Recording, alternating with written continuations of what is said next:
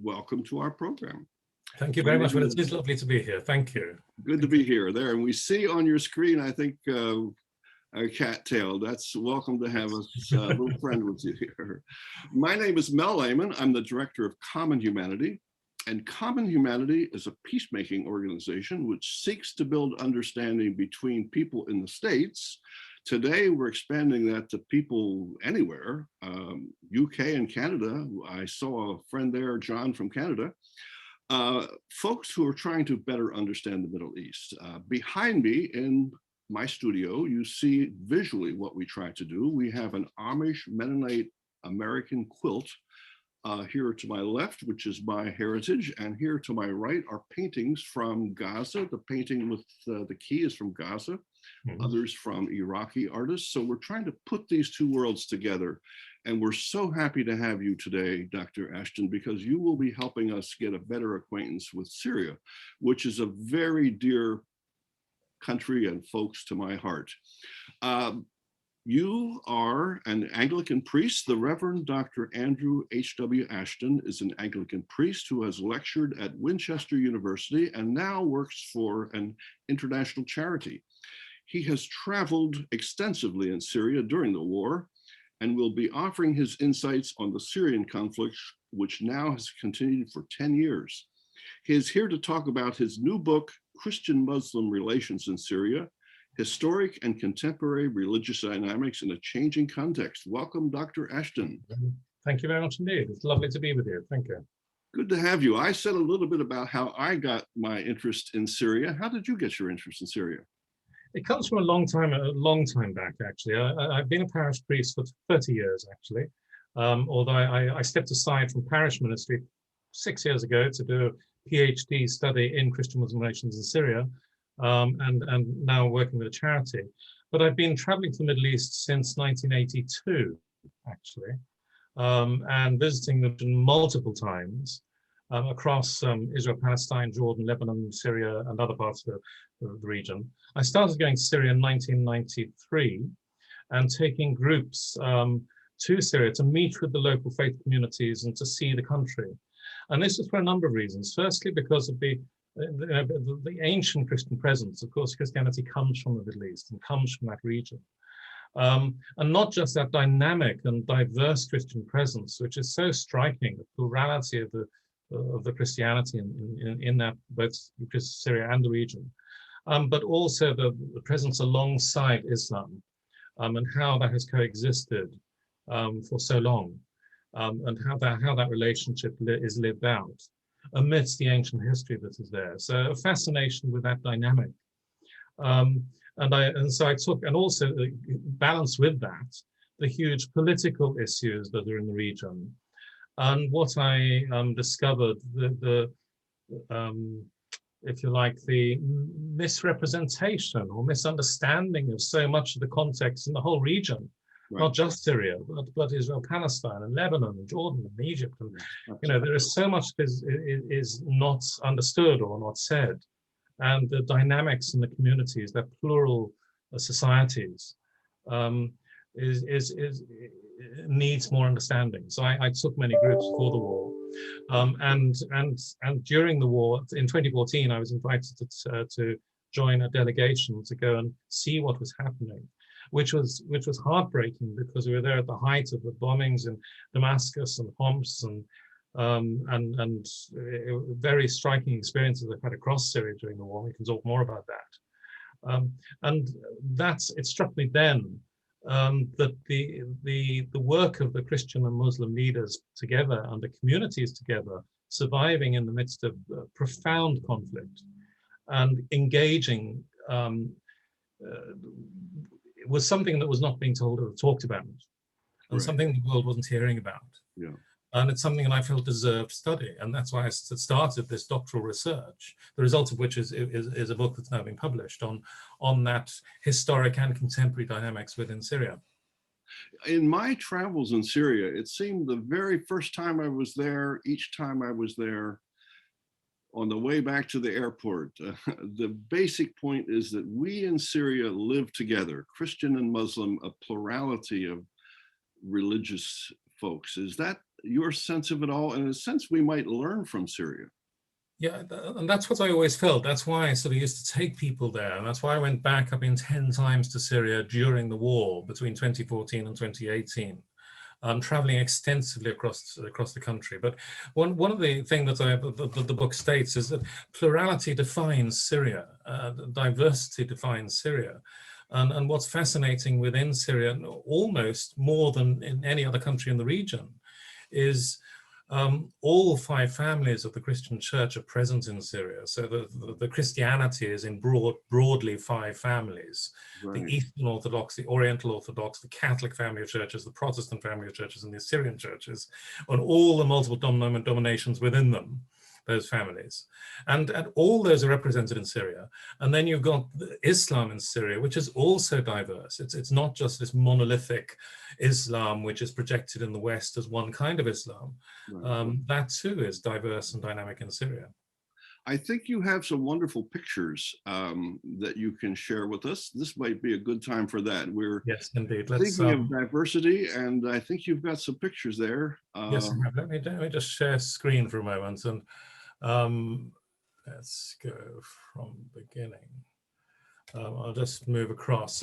So my travels have taken me across the country from from Damascus, obviously at the height of the tensions within Damascus, and the times when Damascus was being bombed and shelled hour after hour by the militant groups.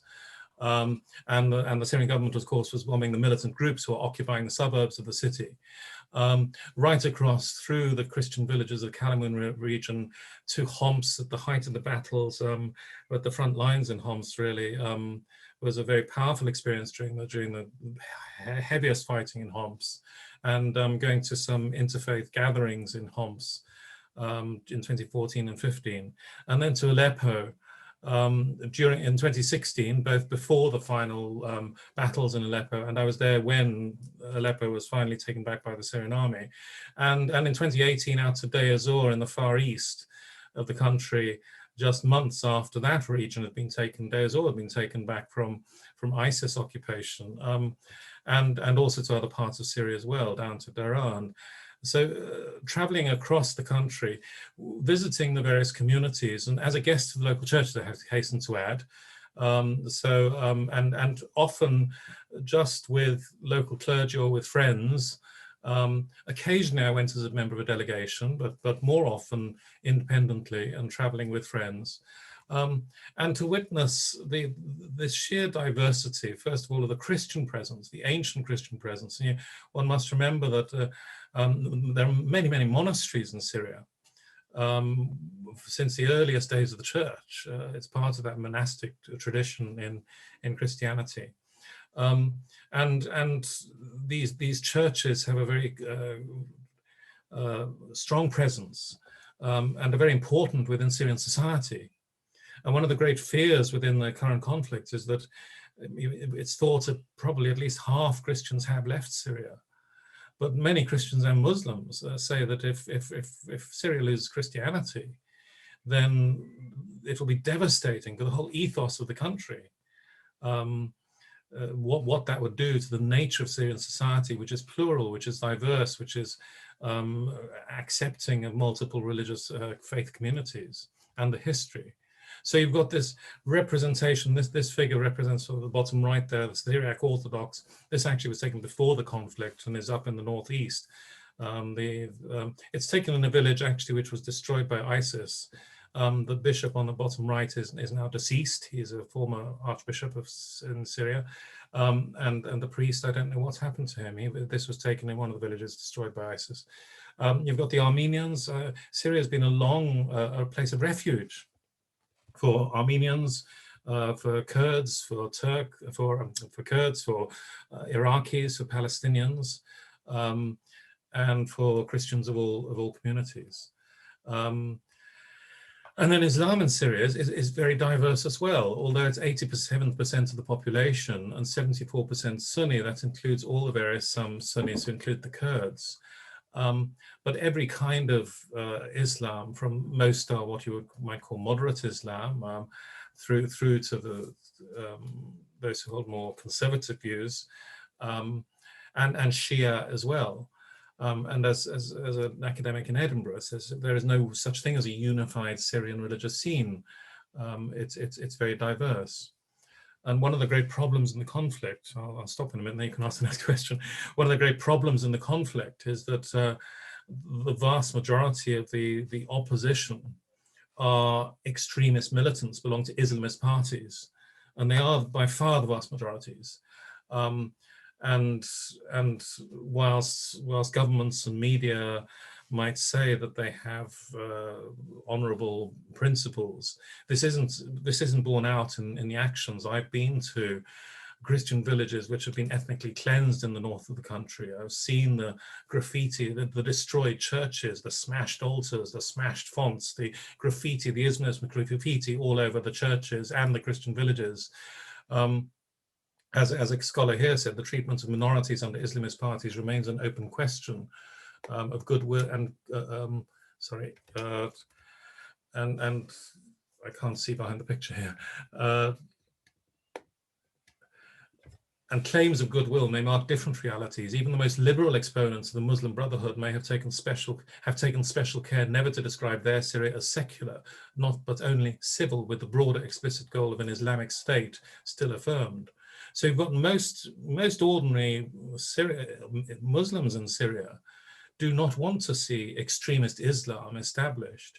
And by contrast, in the government areas of Syria, you have freedom of expression of religious belief, and people, whether they're Christian or Muslim, can dress as they wish. Women have much more freedom virtually than anywhere else in the Middle East, and can be doctors and whatever they want to be, and can dress as they want to dress. And that's not so in those areas controlled by the militant groups. But so there's and then you have this engagement between the Christian and Muslim leaders and Christian and Muslim generally.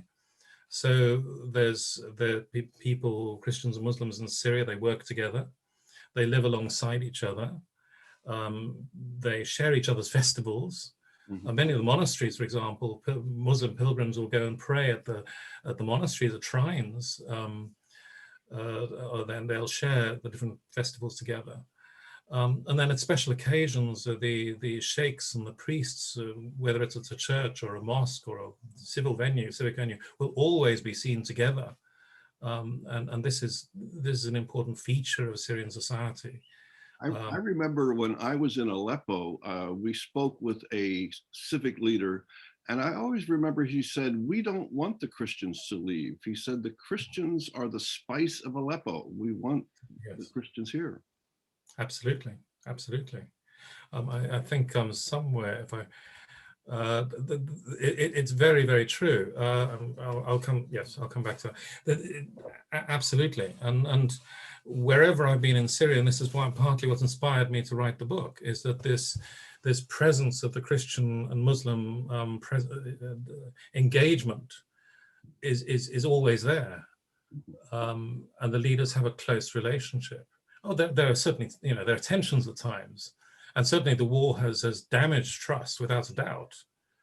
But the will to continue this plurality, this diversity, and deepen understanding and deepen togetherness is still very, very present, even though it's been damaged by the extremism and the ideologies that have been brought in by so many of the militant groups fighting in the conflict. And there in the middle on the right, if I'm not mistaken, is the scene from the great Al-Umayyad Mosque. Correct. And yes. I believe we're standing in front of a shrine to John the Baptist, if I'm not mistaken. Correct. So it's reputed to say that the John the Baptist's head is reputed to be in that shrine. So that's a very important Christian and Muslim place of tradition there. And it's a place of pilgrimage for Christians and Muslims, and also for Sunni and Shia as well. And there are very important Shia shrines in Syria. And in fact, a lot of the Shia shrines have been targets for the militant groups because most of the militant extremists are Sunni. And so the Shia shrines have been targeted. But Shia pilgrims from Iraq and Iran have continued to visit Syria during the course of the conflict. But yes, you have these important places that are important for Christians and Muslims, both respected within Syrian society. And your book tells us about that. You're just Very much so. So my book is in 5 sections. Basically, chapter 1, I lay out the Christian landscape. Chapter 2, sort of explain the Christian landscape and the Christian dynamic. So chapter 3, I lay out the Muslim landscape in Syria. Then the third part, I start to look at themes which are present within the Christian and Muslim context within Syria, things to do with leadership and things to do with the increase in extremism and ideologies and how the communities deal with that. Then there's a substantial chapter on Christian-Muslim relations, the history of that, the thinking behind it, and how these communities have operated together during the course of the conflict. And I'll come to 2 short stories about that just shortly. And then the 5th section is looking at particularly Eastern Christian approaches to Christian-Muslim relations in Syria, because we tend to forget in the West about Eastern Christianity, and that Eastern Christianity has lived alongside Islam since the emergence of Islam. And how Eastern Christianity and its theology and its spirituality has a lot to teach us, actually, in engagement with Islam generally. And I actually believe that how it has been done in Syria, and how the Eastern churches express that relationship and that dialogue, that living dialogue, is something that we can learn from and should learn from. That bottom picture on the right there, it was taken in 2018 in Daraa in the far south. Now, at the moment that picture was taken, a battle was taking place 5 kilometers away. It was the front lines were just 5 kilometers away. So the Syrian army was fighting Islamist jihadists. And this was in the town of Daraa, which was also divided between the different groups and the Syrian government. But this was a community center which had been jointly funded by Christian groups and the local Muslim community, being opened together by the local Christian and Muslim leaders for the use of the whole town, whatever community they belong to.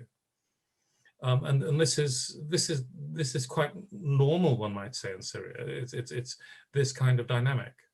And the work of the churches is huge numbers of projects, literally hundreds of thousands of people, that's not an exaggeration, are benefiting from the projects that are being run by the churches in Syria and other faith communities for children, for the displaced, for those who've been made homeless, for those who've lost their jobs, of course, which are into the millions, restarting schools, rebuilding homes. Take, for example, in fact, the center picture and the top right picture there, these are just spaces for children. Now, the one on the top right was in Aleppo. And basically, it's just a courtyard of a house in the middle of Aleppo during the conflict, which had been made into a play space for children, with trained teachers and trained childcare workers, as a place where children could come and be children with their mothers. And how did children cope during this? I would think that would be very hard. The center picture actually is a project run by one of the churches. I think it's in Latakia. Is for children psychological welfare, because many of the children are deeply traumatized.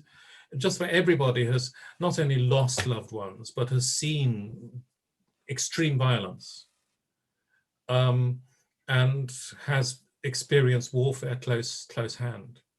So you have children who are deeply traumatized. I've been to centers where, there are children who don't speak, and you just see in the eyes, not terror, just pain, hurt, and no talking. And then on the bottom right-hand side is actually a classroom in Aleppo, in an area that had been occupied by militant groups that the West supports. But of course, in those areas, schools closed completely. The schools weren't used as schools. They were used as headquarters for militant extremist groups, which is why, the media talks about the schools being bombed. Well, no, schools weren't bombed because they were schools. They were bombed because they were used as HQs for militant Islamist headquarters. And these children didn't have education. So this is actually a school that had been reopened, and these children were going to school for the first time for 4 years, and there was no heating. This was in winter. It was very, very cold. But there were, in this particular area, there was something like 1,000 children trying to use 3 classrooms. So they were having 4 shifts in the whole day to get children just spending a few hours each day in classrooms for the first time in 4 years, because under the militant occupancy, those schools hadn't operated at all. Just heartbreaking. Thank you so much for the work that you're doing and your organization is doing. Thank you. So 2 stories here. I mean, there are many stories of Christians and Muslims, defending their places together. And one must remember, the conflict is not about Christians versus Muslims. And it's not all Muslims fighting Christians. It's, the victims, and most of the victims in the conflict are actually Muslims. It's people who are opposed to the ideology of those that are fighting the extremists. And this particular monastery in Kara has been there since the 7th century, but it was reopened in 1994 for a group of monks and nuns who lived near a Christian Sunni, a mixed Christian Sunni village with some very ancient churches. And for several months, this area was occupied by ISIS. So they occupied the town, and the monastery, which was built like a fortress. I mean, its central tower is a former Roman tower. So it's built around a fortress. And the monks and nuns brought in the Christian villagers and shut the doors. And the Sunnis by night brought food, risking death to do so. Meanwhile, ISIS sort of trashed the churches in the village. And I went there in 2015, and ISIS was still only 1 kilometer away. And there were nightly battles being fought every single night, all night long, heavy artillery being nearby, adjacent to the monastery. And actually it was the Syrian army and Hezbollah who were protecting this monastery, as Hezbollah were protecting many of the Christian villages. And in Sadnaya, this very important Christian monastery, which has been a place of pilgrimage since the 7th century and the 8th century for Christians and Muslims both, because of a very famous icon reputedly painted by St. Luke of Mary. But people have, and even during the war, Christians and Muslims have gone on pilgrimage to this place. But for months it was attacked by militant jihadists, all mixed together, these so-called moderates and the extremists, the people that the West supports. And the Syrian army and Hezbollah were protecting it, and it nearly fell. And the local townspeople, the Christians and the Muslims together, joined the Syrian army to fight back against the militants who were attacking from the hills. And the Mother Superior said to me in 2017 when I went, she said, when you go back to England, you tell the people there that to come to Sadnaya and thank the Christians and the Muslims of this town for protecting this monastery, for protecting Christianity in this land from the terrorists that your government is supporting. This might be a good moment to ask you about this other narrative. We hear a narrative here in the West, I would imagine pretty much the same in the UK, of supporting so-called moderate rebels. We hear it called a civil war, but when I was in Syria, they don't call it a civil war. They call it a war of aggression against, well, would you care to elaborate a little bit more on that? I mean, I think this is, I think that Syria will eventually one day be recognized as one of the most misreported conflicts in history. What I've seen on the ground and experienced on multiple visits on the ground during the war has been so different to the reality that is being reported. And you're absolutely right. Of course, there are people who oppose the Syrian government. And of course, you know, there are all sorts of issues of discontent on all sorts of levels, and there are all over the Middle East. But the idea that there might, yes, that there were people who objected to the corruption and the security apparatus, which was very severe in Syria and so for various things. Lots of objections, that sort of thing. And yes, there were moderate people demonstrating against that in the initial stages. But this idea of moderate rebels, you talk to people in Syria, and they utterly dismiss it. Again and again, when I've been visiting places in Syria that have been under direct attack, they say there's no such thing as moderates. They're all fighting together. I've got other slides which show quotes from people that say the Free Syrian Army and the other moderate groups were fighting side by side with Jabhat al-Nusra, Tahrir al-Sham, and all the various militant groups linked with Al-Qaeda. And then there was a lot of money involved. So, for example, when in a context where a professional person, their salary gets, because of sanctions and things, gets to be worth about $50 a month, and it's worth less now, about $25 a month, the average salary in Syria because of sanctions. But a militant extremist group is paying their fighters $150 or $200 a month each. Young men without work, who are supposedly moderate, don't care about moderate. They'll take $150, $200 if they're either unemployed or can only get $25. You know, that happens. That without a doubt happens and has happened. But this concept of moderates and the vast majority, it's also a fact that the tens of thousands of these militant fighters are foreigners. And when I was told in 2014 that there were Chechens and there were Jordanians and there were Afghans and there were Libyans and fighting, and I came back and shared this in England, I was told, "Oh, you're just sharing Assad propaganda." Well, now it's acknowledged and it's known that this is fact. It's stated out there in all the academic reports, and it's just acknowledged that tens of thousands of these fighters are foreign jihadists, most of whom follow extremist Islamist ideologies, which most Syrians do not want to adhere to. So the narrative we get is very, very one-sided.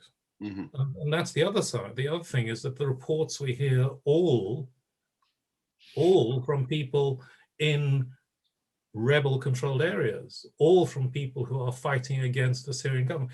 We never get to hear the people who are actually in the government-held areas, who are 70% of the population. When do you ever hear a Christian being interviewed on Syria? When do you ever hear a doctor from Damascus being interviewed? Exactly. When do you hear, when I was in Aleppo in 2016, and they were recording how the last pediatrician was killed in an airstrike. I was invited actually to go to a meeting of the Doctors' Council in Aleppo. And when I said that this was being reported, the last pediatrician, they laughed. They said, we have actually 2,300 doctors in Aleppo at the moment. The name of that pediatrician who was killed, we don't have that person on the registers. We don't know who that is. May have been a pediatrician, but probably a foreign pediatrician. Certainly not the last one. We've got a few hundred on the books here. Right. And meanwhile, those same fighters were showering bombs and shells and sniper bullets on the 1.5 million people in West Aleppo, Christians, Sunnis, Shia, Druze, Kurd, who are never getting a mention in the international media. So what I think my point is that it's not about taking sides. It's about saying what we do here is totally one-sided, very narrow, completely misrepresentative of the reality on the ground, and completely whitewashes and silences over half the story. There may be truths in things that are reported, because there is violence and brutality in all sides, in all wars. Yes. We can't get away from that. Yeah.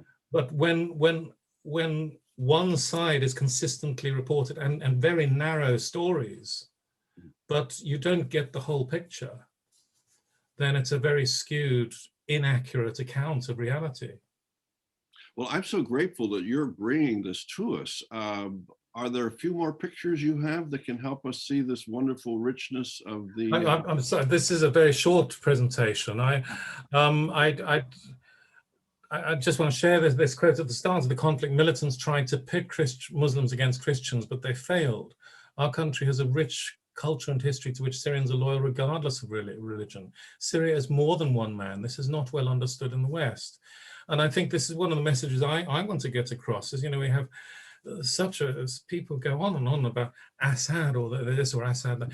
We're willing to destroy a country because we're willing to allow millions to starve, or because of our hang up about a person who actually is, in terms of, we in Britain, we in America, we will ally armed to the hilt tyrants, people who are far worse than President Assad. Yes.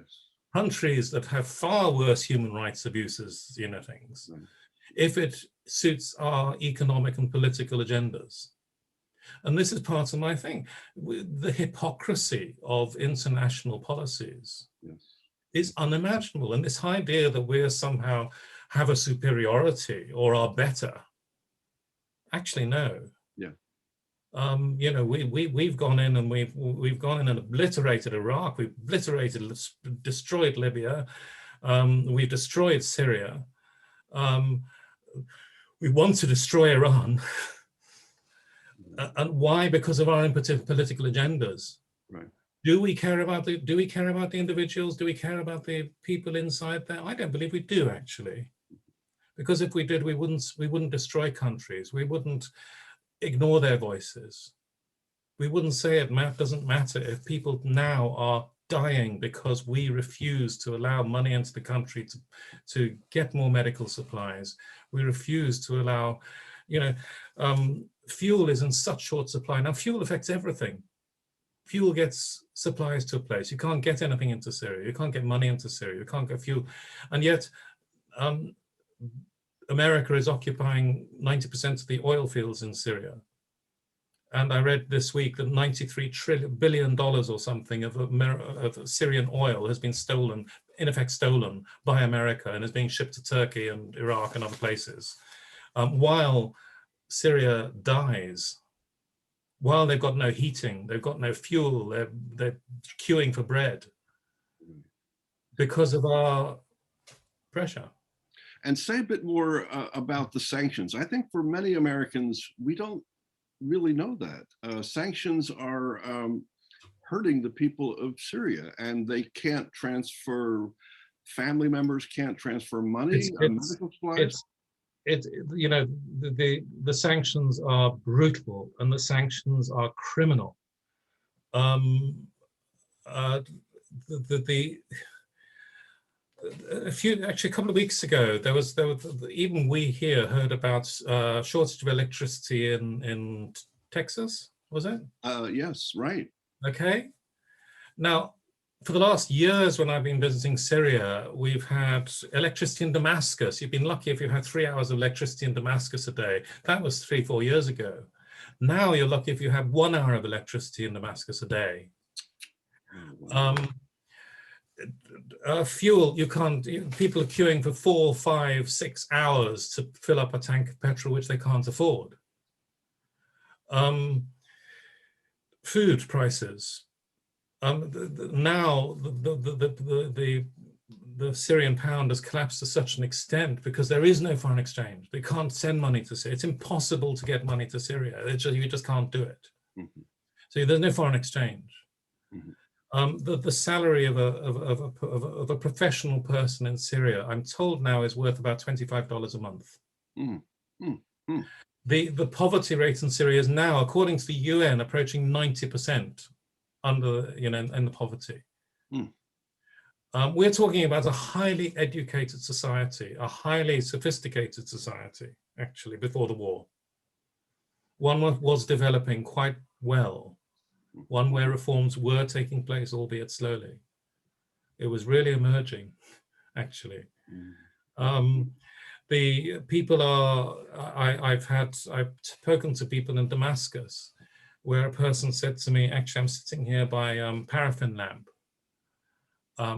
by light, eating one meager meal a day. We're talking about professional people struggling. The rate of suicide has gone up massively. Young people because they see no hope, older people because they can't feed their families. I'm getting reports now of beggars in the streets. This is unheard of in the society. There's a huge, in the Arab consciousness, a pride. It's personal pride. It's something taken very seriously, personal dignity. And the thought of beggars in the streets, you didn't see that before. Right. But apparently people, because they're homeless, they're displaced, and people are begging for money for medicine. They can't get medicine, the most basic medicines. And though the medicines that are available are astronomical prices which people can't afford. Right. I've just had a friend have a 4-hour operation. Couldn't go under. He had local anesthetic, not general anesthetic, because they didn't have enough general anesthetic. And this is criminal. And yet our governments say, well, it doesn't affect medical supplies and it doesn't affect humanity. Nonsense, absolute lies. Because when you can't get money in, when you can't get fuel in, when you can't get supplies in, when they won't allow building, they can't rebuild. Vast areas are badly damaged or destroyed because of war between both sides. And when you talk about the Syrian government destroying things, there's been a war going on, but actually the other side has been destroying things as well on a massive scale. That's never said. It's just heartbreaking, just heartbreaking. What can we do? Write to our government officials? Yeah, I think this is a really good question. I think that, yeah, I mean, writing to government officials is really important, but I think those who try to put across, and I've been demonized for putting across a different and targeted for trying to put across a different message when they say, oh, you're an Assad apologist, or, well, I would say to those people, actually, well, if I'm an Assad apologist, you're an Al-Qaeda apologist. Because, the international community is standing up for basically supporting really extremists who are and supporting the destruction of a country. We need, but so it's not about supporting one side or another. It's about supporting humanity. It's about saying what's right for people. Are there any grounds? Are there any moral grounds at all for allowing millions of people to go hungry, innocent people, for allowing people to die, young and old, because they can't get the medical services that they need because the international community won't allow the money to repair equipment or get in new equipment or to rebuild the hospital or whatever. So that I think there's a question about the humanity, and also about listen to the people. All we listen to, the international community, all the people we listen to are actually the militants, whether they're so-called moderate or otherwise. Those are the voices we're listening to. We never listen to the ordinary Syrians in Syria, never. Yeah. And I think it was Nelson Mandela who said something like, and I'm not going to quote it exactly, but it was something like, in the end, to overcome a conflict, you always have to talk to your enemy. And I don't believe that we, and I talk about my own country, and I think America is right. I think we've got it wrong in terms of peacemaking. We are warmongering nations. This whole policy of going in and bombing to pieces nations because we don't like them or disagree with them is obscene. It doesn't make peace. It destroys nations. It destroys people. It creates, I mean, what has the last 20 years done but create instability, war? And we have trillions of dollars of arms deals You know, 70% of the world's arms deals are with the Middle East. Mhm. So on the one hand, we want to have peace. So we say we want peace in the Middle East. On the other, we are arming the most militant countries to the hilt. On the one hand, we say we're sorry for the people of Yemen, while on the other, we're actually, the British government is providing the aircraft that is bombing Yemen to pieces, Mhm. and supporting Saudi that's bombing Yemen to pieces. You know, the sheer hypocrisy. And my message is actually about humanity. It's not about politics. Well, it is about politics, but it's about saying to politics, look, politics should be about human policy. Actually, the name means people. It's about thinking about people and what actually makes for peace. And if we have to engage with the enemy, so, you know, quite right we do.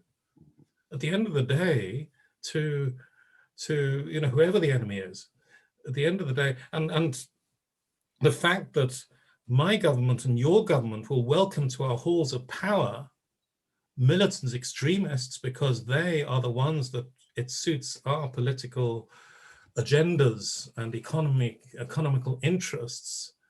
We'll sit and talk with them in our halls of power, but we refuse to talk to secular political leaders of those countries because we don't like them and we think they're not valid or whatever. We don't, you know. It's astonishing, for example, that Christian leaders in Syria have been denied visas to England, but jihadists have been welcomed to our parliament. Mm-hmm. Mm-hmm. You know, it's crazy, and there are good and bad people on all sides. Yeah. And that's, I think, is, for me, that's one of the messages is to listen to people and to engage. And that's something that's not a popular message. It's like disengage. And it's always this we're good, you're bad, we're in the right, you're in the wrong. And actually, no, you know, when we look at ourselves, Yes, we've got a lot to answer. Dr. Ashdown, you have given us such important and soul-stirring words. I would love to continue this. We're pushing past the half-hour mark, so we're beginning to think about wrapping up. But there's so much more to say. How might we get more information? I believe you mentioned to me that you have a Facebook page. You post some things. I do actually. I do share a lot of posts that do share articles that are coming, that do challenge them, that actually come from inside, if you like, come from inside, and come from people who know the situation on the ground, and others who are thinking about the situation in a different way. So I do post articles that are different and present both sides, because what we hear is so incredibly narrow and one-sided and limited in perspective. And so, yes, I do post that. And I think that when we hear, well, you know, we're so bombarded with a particular message or a particular thing, think about always what is the other side. I do, you know, I also listen to the other side. I've been to refugee camps in Iraq and Lebanon to listen to the stories of the refugees and to hear what the other side is having to say. And of course, there are always other sides. Yeah. But always remember that in a conflict there are always not necessarily two sides. There are often multiple sides. In a place like Syria, which is a place of plurality and diversity, there are multiple sides. And we've just been fed. I would say actually we've just been said one side only. Yes, I think that is very fundamentally true. Do we have yet a picture of your book to help people? Thank you. How do we have there on our screen share? I forget how that was. Can I just share this? Yeah, sure. This quote from Melkite Archbishop Jean Bar of Aleppo. You know, it's a duty of every Christian to find out the truth. I found this quite amusing, and I said this when at a time when there were shells falling not far away. It's a duty of every Christian to find out the truth. It's a huge injustice to judge others until you know the truth. We need our Christian brothers and sisters in the West to learn the truth and to help us to stay, not to leave. And you know, it's very sad that many Western countries and actually many church leaders too, have not really listened to the Christians in Syria. Yeah. Because they've been accused of siding with the government. Now that's not actually totally true. But the faith communities have a wonderful, have a great representation of their communities between their people and the political state, and that's true across the Middle East, as you know. And they actually act as a critical voice, as well as a dialogue, and that's important in any society. And remember that religion is much more important in the Middle East in a sense than it is in the West. Right, right. So that relationship is much misunderstood and much vilified in the West. And I think we need to listen and understand that much more. My book is there it is on the first slide there. That's There we are. Unfortunately, Routledge is very expensive, so it's in hardback at the moment. It's an academic publisher worldwide. It's rather expensive at the moment, but it will be out hopefully in a month, within a year in paperback, and a bit more affordable than it is at the moment. But yeah, it's. If we might take a moment to stop our screen share and get a picture of you as we wrap things up. We have, there we are. We have a tradition on our program that we ask all of our guests one very simple question. What can each of us individually do for peace? Yeah, it's a good question. I mean, there are the practical things like writing to politicians, and when you're not sure of facts, and I know that the world is so complicated and there are so many different narratives around you, it's difficult to know the truth. But I think writing to politicians and saying, look, challenging sanctions, for example, is a really important one, because that is causing suffering to millions unjustifiably. Listening to the voices of others is a really important one. And I think for ourselves is when we hear, my experience and 40 years now nearly, of traveling in the Middle East and actually Africa and Asia quite a lot, is that the media is so narrow and it is biased on all sorts of issues. It is rarely the complete narrative. And always to be aware of that when you're hearing something, you're hearing a perspective. And remember that to listen out for what might not be being said, and to remember that there are other sides. And one of the things that I try to do, and it's not always easy, because we can all fall into the trap, is not to demonize the other, but to remember that there is the human other. And amidst it all, the other is human. Yeah. Well, thank you so much, Reverend Ashdown, for this wonderful experience. Again, the name of your book is Christian-Muslim Relations in Syria. You have a Facebook page. Folks who want to get in touch with you can either check in on your Facebook page, also check with Common Humanity. We broadcast these Common Humanity peace broadcasts twice a month.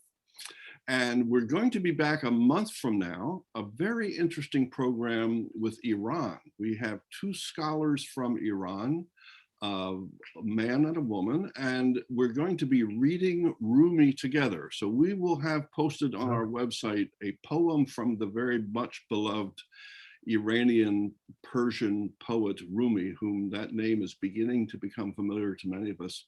So we will read that ahead of time, and then we're going to hear two scholars from Iran talk about that, and two of us here in the States will respond as well. Well, thank you so much, Reverend Ashdown. Any final thoughts? One thing. Yes, of course. Very quick thing. I see there's a question which I haven't got time to answer, and it's about foreign governments. And just to say that this issue is hugely geopolitical as well. So yes, there are multiple governments involved, and I would say that the Syrian conflict is very, very largely about much wider geopolitical issues, and that's what's really at play there. Thank you for the question. I'm sorry we haven't got time to answer it, and it requires a lot more detail. Thank you, but thank you very much for having me.